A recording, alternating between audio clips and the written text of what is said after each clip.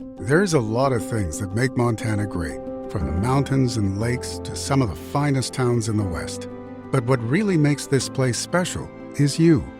Our communities are full of people who are working hard to build good lives and remarkable things. At Opportunity Bank, our passion is helping folks do just that. Together, we can make a good thing even better. Opportunity Bank of Montana. Stop by and see us or visit us online.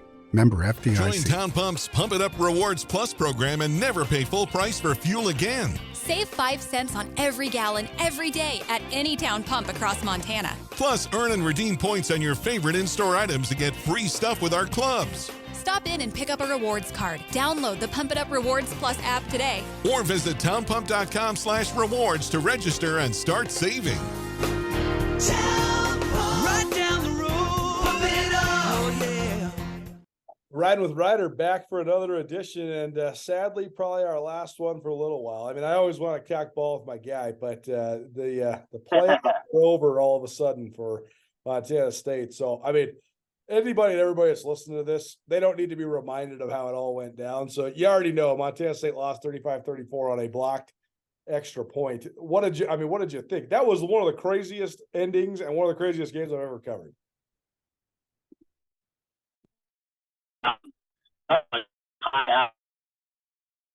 It was just, you almost couldn't believe it, right? It happened. I was there in the stadium, and it just was like a year into it. I was like, I'm missing it. There was a penalty. Something happened that couldn't have been right, and it's just over just like that. And I couldn't get out of the stadium fast enough. But kind of a indicator and whatever you want to call it. I mean, that's really how you could sum up the Bobcat season, quite frankly.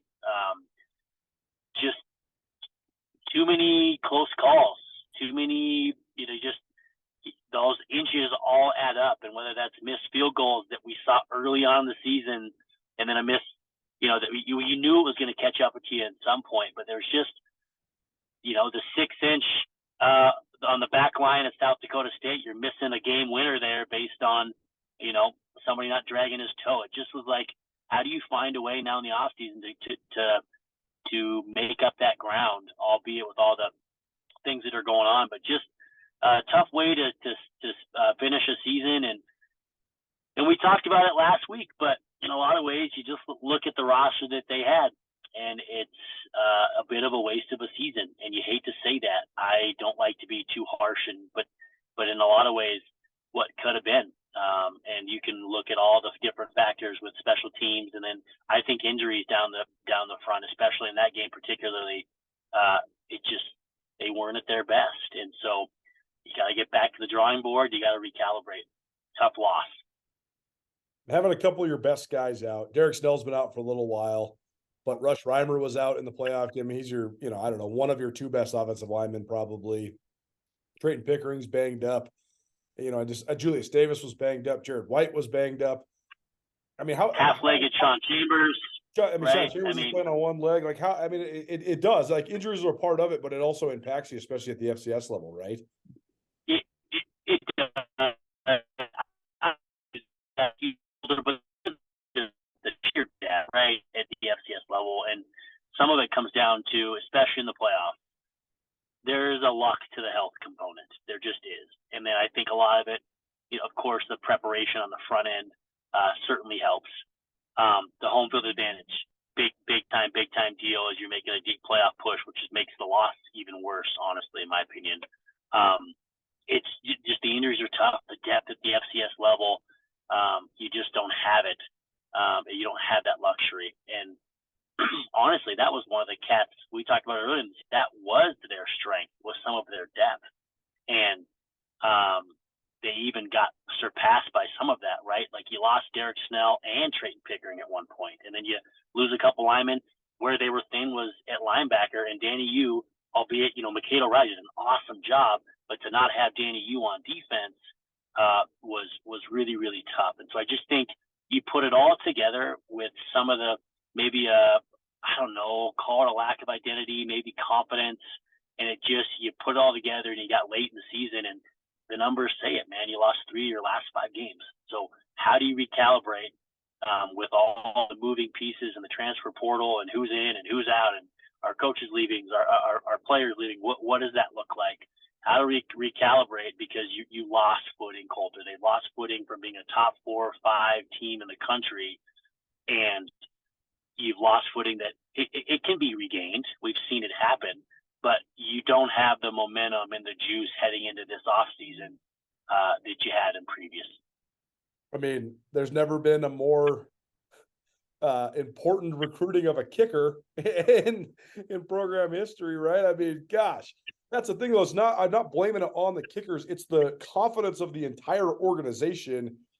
They made all sorts of different decisions in different times because of confidence or lack thereof. It's like Brett Vigen said. Somebody asked him, "Hey, why didn't you go for 2 there at the end?" He said, "Well, I should have the reasonable expectation that we can be able to operate an extra point." And he's like, "I'm not blaming it on the kicker. We should just be able to not have our extra point blocked." But they did. They missed 6 extra points this year. I mean, it's brutal when you really think about it.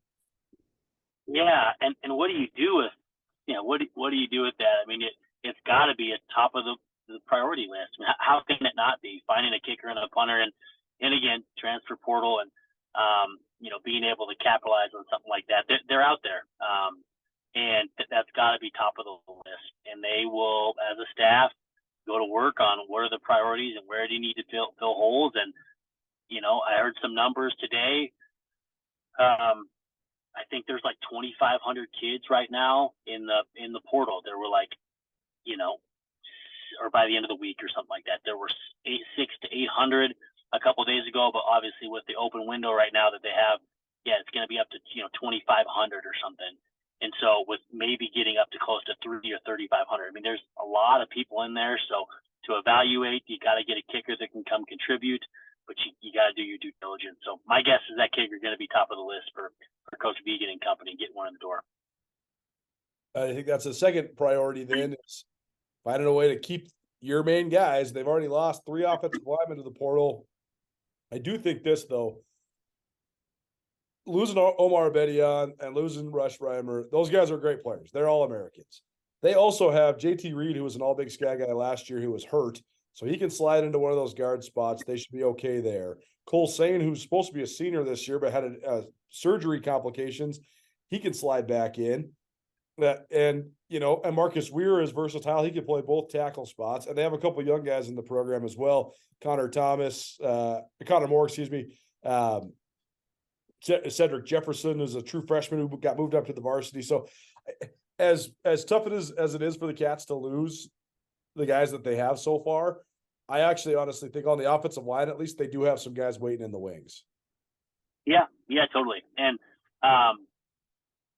we talked a little bit about it offline too, but just that roster management, I can't imagine what that's like, Colter. I mean, trying to figure that out, who's in, who's out, and utilizing the transfer portal, and essentially every year having to re-recruit the people on your roster while also recruiting a new class. It's unheard of. And it's a 24/7 job. These coaches, I know a lot of them, not necessarily at the level of Montana State, but a lot of them make so much money, which I know that's an awesome thing, and they get a ton of flack for it. But man, the job that they're doing, it is challenging. And then you put them in a situation like Bozeman where people are going to come and poach your talent. And it's like, how do you re-recruit the guys that you built and then also recruit new guys? Building a program has never been more challenging, especially at the FCS level. I mean, just look at the program. I mean, if you were going to play FCS football in terms of an education and a support system and a stadium on a Saturday and tradition and winning, put it all together. You look at Montana State and Montana and North Dakota State and South Dakota State. I mean, the list there's an easy top 5 to 7 list, and even these schools are going to have a hard time, letting or keeping your guys. I mean, the Grizzlies have had an incredible year. They're going to, likely make a push into the national championship, and then they're going to get into the whole thick of things. They're going to battle the same thing. Like, it's unheard of, the territory that we're in as far as building a program, keeping guys in the door. I don't envy their position as coaches. I'll tell you that. I mean, how would you do it? I don't even know. Like, what strategy would you take? Man, I don't know what Colter. I think what you have to do is this sounds really bad as a coach. I think you have to react. I mean, Coach Vegan and these guys, they just have to be really good reactors, and you have to be proactive in terms of what's in the portal. I mean, it's a full-time job. Now, the FCS schools don't have somebody on staff, the luxury to pay somebody for that. And so maybe it's a GA or what they call an assistant, a grad assistant or something like that at Bozeman that's that. But some of these schools, the upper level ones, they've got full-time people. All they do is monitor the transfer portal, because you've got to be able to be proactive in the transfer portal, who's available, like NFL free agency. And then somebody is doing that, and then you just got to go react. And so you'd love to think that selling as a coach, recruiting your tail off, getting somebody in the door, developing them, loving them well, coaching these kids hard, trying to get things like NIL going, pouring into them, getting to know them, building a relationship and a foundation with them.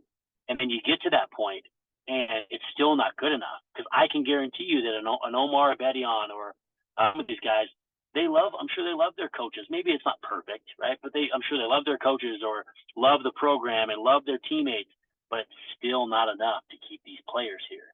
So as a coach, you're like, what I have to do is I have to be proactive and I have to react. And that's the perfect storm that we're seeing right now, is that the coaches,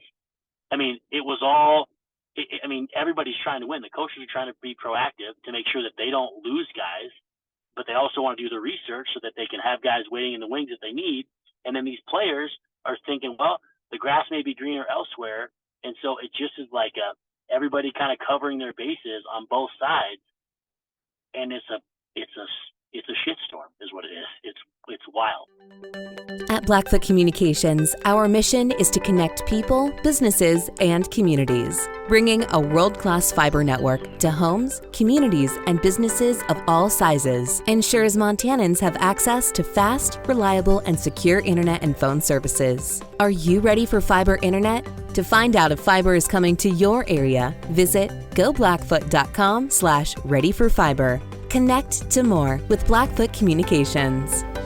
It's wild, man. I've heard from, this is even worse in basketball. Like, men's college basketball is just a mess with this right now. But I've heard from some coaches, them literally deciding they're not going to go after guys that they know they have ins with, because they know the guy is talented and that he'll leave. Like saying, hey, we could get this guy and we know we could get him and he's only going to come for a year or two, and then we know we would lose him, so we're not going to get him. That's bad for college sports, man. That's really bad. Really bad. We weren't supposed to be here, Colter. You're not supposed to be here. I'm all for everybody. I don't know the right answer. And going back to your question, I don't know. But we're not supposed to be here. We're not supposed to be here where you recruit a kid, develop a relationship with his parents and his family, and talk about education and develop them and pour into them, and and then they have the ability to go leave. But then I guess people turn it and say, well, coaches do that. So there's no perfect answer to this thing, but man, it wasn't supposed to get here. I can tell you that. I wish I had more solutions, but there's got to be some parameters around the transfer portal and number of transfers, and then there's got to be, certain ramifications, because you want to see teams that you've got 2 and 3 and 4 year guys that have been a part of the program. That is what makes it so special. You see the growth and the development. That's what college athletics is about. The last thing I'll say that I just think is so interesting, because I never navigated as a player. What is that like? What is that like in a locker room? I just think about that as I talk to my buddy Dustin O'Connell or Blade Beckstead, some of these guys that like I lived with, and you're having these conversations. If that would have been an option, what is that like? What is that like when you're in the same position group and 3 of your buddies that you've developed a relationship with, and they're like, I'm out. I'm moving in the transfer portal for a variety of reasons. And you look at it, you're like, I don't know. We're now in a culture of like me. What's best for me all the time. That, like, I don't know. Do those kids just accept it? Is it just something that they're like, hey buddy, I get it. You're my best pal. We sweat. We built a lot, but at the end of the day, if you can go make more money and you can find your better position and things just work better for you, just go do you? Or is it like, what the hell, dude? I have some conversations and I want to ask some of the guys in the locker room, what is that like? And maybe you have some insight. I don't know what that's like. Man, I think about this all the time. Gregorak and I were talking about this the other day. You've seen these guys enter the portal, right? And their teammates are retweeting them saying, go be great, good luck, man. Totally. And I would be like, is there any part of you that like, dude, thanks for like, is there any part of it that's like, bro, did any of that mean anything? Did any of the last, did it mean anything? Or is it just like, you can move on to the next thing so easily and it's just no big deal? I don't know. Sorry to cut you off. No, I totally agree, man. And like, I'm not trying to put words in anybody's mouth, but like Brody Greeby's not retweeting everybody's stuff saying, go be great. You know what I mean? Like he's the Millstone Cowboy and he's like, aren't we trying to win a national championship here? Like, I don't know.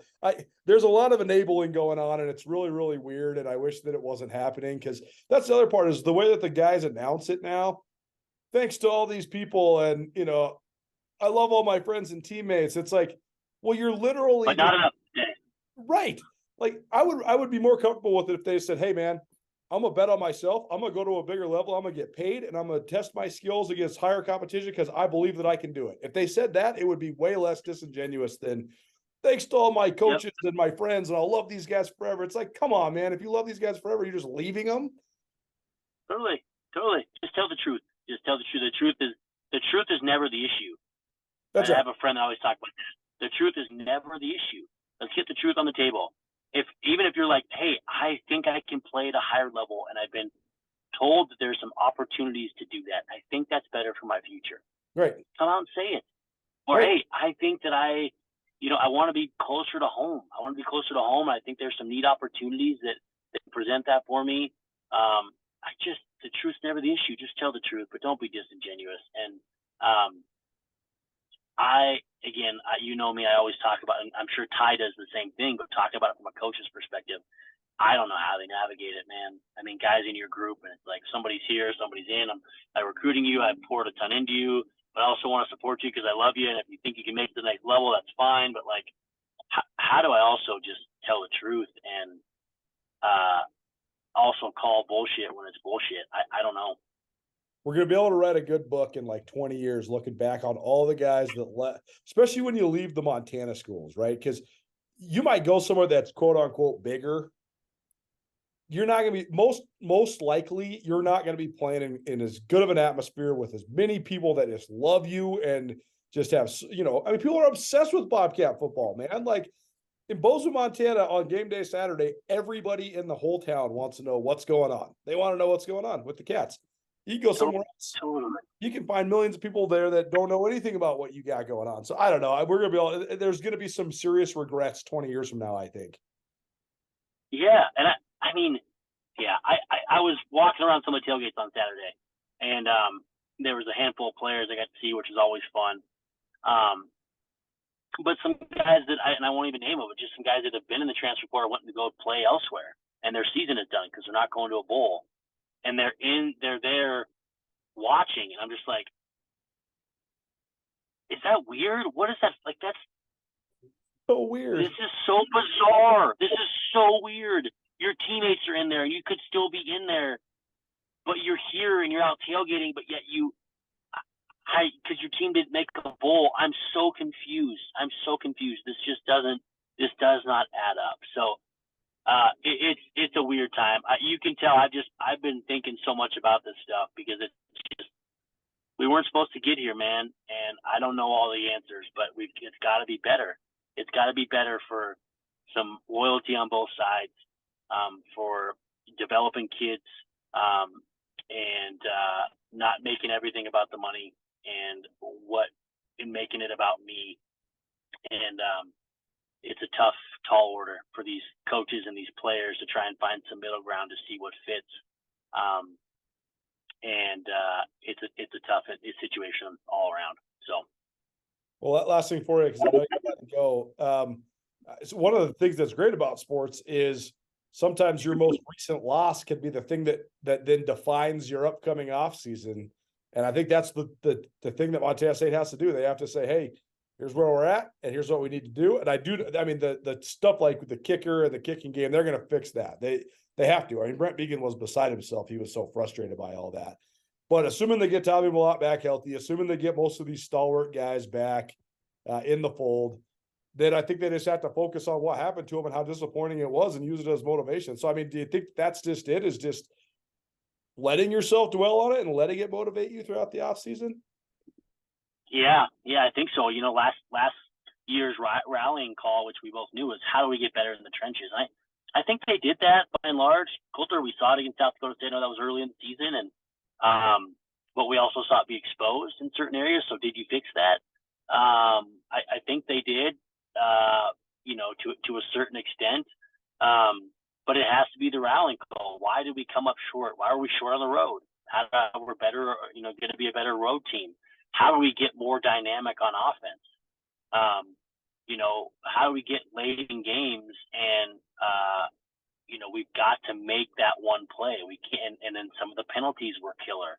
You have to use those things, and they're going to go through all this, the coaches will, all the self-scouts, all the plays, the explosive plays, all of that stuff. That's what coaches do, is you just grind through all that and figure out, like, what is the story, what's the narrative, and how are we going to proceed? That's the only way that you can get better. Again, same thing. I just left a 5-hour planning meeting on the sales side you know, for the last year. What have we done well? Where do we need to improve? And there's got to be 4 or 5 things that are going to be your rallying call that you've got to get fixed. You've got to have a plan of how you're going to get better, because you're either getting better or getting worse. And I think Coach Began is a heck of a coach that will get things rolling and, you know, go back to the drawing board. But they have to improve. They've got to find a way to gain that footing back, because they did lose it in 2023. Well, man, we should do this again in the offseason after more of the news comes down the pipe, because I'm going to miss seeing you every week. But thanks for being here today. Thanks for being here all year long. This was it was really fun to connect and just hang out with old buddies as much as anything. So thanks for doing this all year, man. Yeah, likewise, man. Just I hope you know how grateful I am that you included me on this, and I love it. If I could find ways to do it more, these things fill my cup. I love talking about Big Sky football and the Bobcats, and so. Yeah, it's my pleasure to join you, and we'll connect in the off season once the dust settles with more of the transfer portal stuff and et cetera, et cetera. There'll be plenty of storylines. Riding with Reimer for the last time in 2023. Thanks for being here, buddy. We'll see you soon. Thanks, my friend. See ya. Loved one been charged or accused of a crime? If so, the stress can leave anyone feeling helpless and alone. But you don't have to be alone. Hi, I'm Dave Maldonado, and I've successfully defended Montanans for over a decade in these situations. So if you're tired of being scared, let's get you prepared. To see how, visit BigSkyDefender.com today. You are not alone. Visit BigSkyDefender.com to find out more on how you can fight back against local and federal criminal charges.